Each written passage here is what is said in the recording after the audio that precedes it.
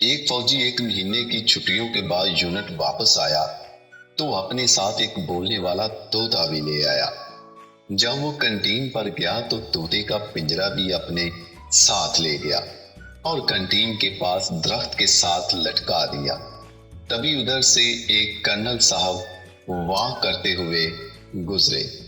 तोते ने कर्नल को देखते ही कहा, ओए खोते। कर्नल गुस्से में फौजी को बुलाकर उसकी अच्छी खचाई कर देता है।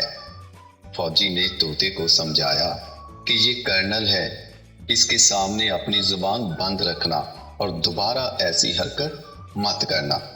दूसरे दिन फिर जब कर्नल आया तो तोते ने फिर कह दिया, ओए खोते।